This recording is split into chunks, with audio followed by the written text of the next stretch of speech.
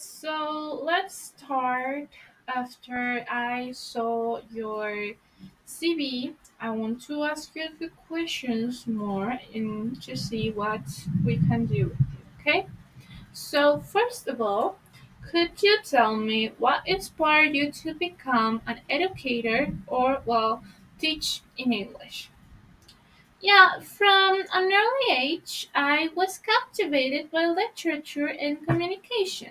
In English, I found a medium to explore ideas, cultures, and creativity.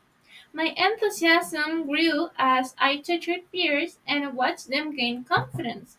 The moment I realized teaching could shape minds and open doors for others, that's when I truly felt called to educate in English. Okay, so the second question would be students here at this institution come from diverse background and abilities, intellectual, physical, that kind of thing. So how would you do cater to the diversity of these students? Well, I embrace diversity as an asset. My approach starts with differentiated instruction. First, I would incorporate multimodal learning, for example, visual, auditory, kinesthetic.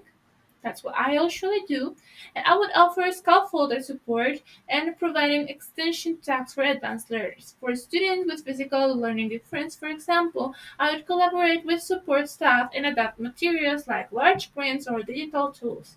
And I would ensure a flexible classroom environment where every voice is heard and valued.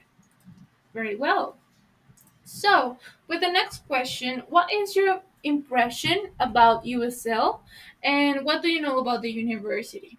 So, I understand that USL offers a broad range of academic programs from education to engineering to tourism and law, backed by over 25 years of experience informing professionals across Costa Rica. I'm particularly impressed by the integration of digital platforms like the Aula Virtual, emphasizing technological support in modern learning environments. This reflects a forward thinking institution committed to preparing students for a dynamic world. That's great. Very well. So the next question would be what intervention measures have you taken or would take to ensure that all students learn in by your subject area?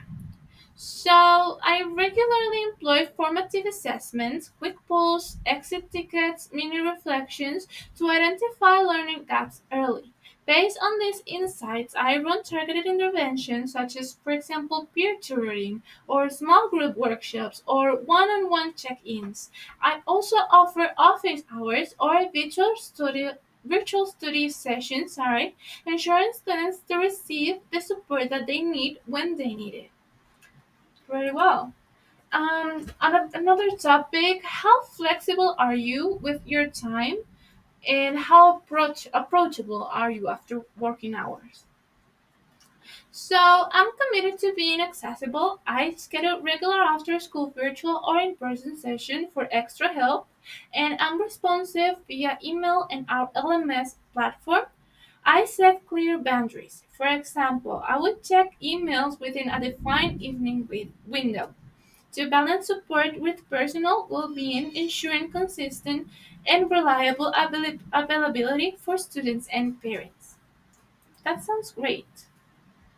Okay, and how well do you work with other people? Team, department, that kind of thing? I thrive in collaborative environments in previous roles. I have co-signed curriculum units, participated in interdisciplinary teams, and contributed to faculty development workshops, for example. And I actively seek feedback, share resources, and maintain open communication. I believe that strong teamwork enhances both the staff learning and the student outcomes. Okay, have you had any conflict with a colleague before? Maybe an administrator or a parent or student even before? If so, can we please elaborate? Okay, yes, actually, and each experience has been a learning opportunity. For instance, a parent once disagreed with my grading approach, And I scheduled a respectful conversation, I listened to their concerns, explained my assessment criteria transparently, and found a compromise that supported the students' growth. This reinforced the importance of empathy, communication, and trust. That's great. Okay, how comfortable are you with the use of technology? So I'm highly comfortable.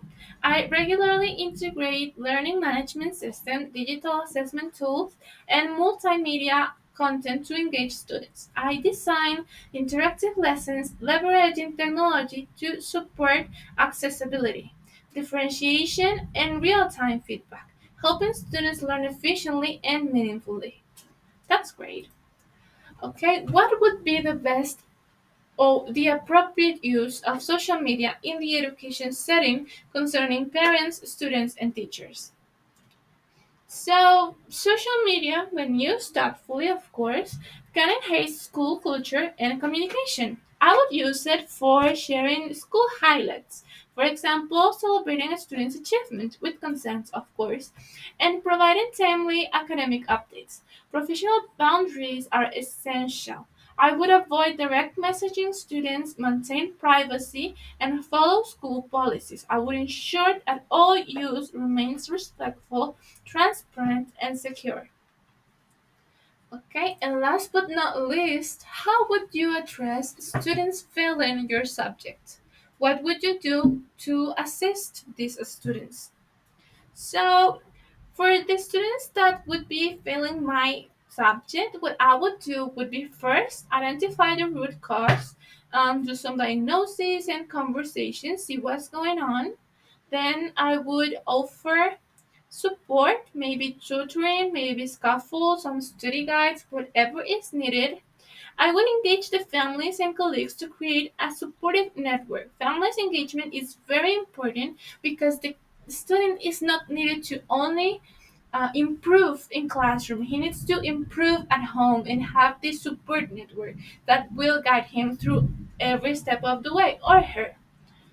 And then I would also set incremental goals and would celebrate the small wins and track the progress. It's important for a student as well to know that every little thing that they achieve is very important and is a very small step to a long way that they have to go and it's a process. Then I would adjust instruction, adapting materials, pace, or assessment methods as needed to ensure meaningful learning and re-engagement. No one is going to be left behind in my classroom. Thank you so much for your attention.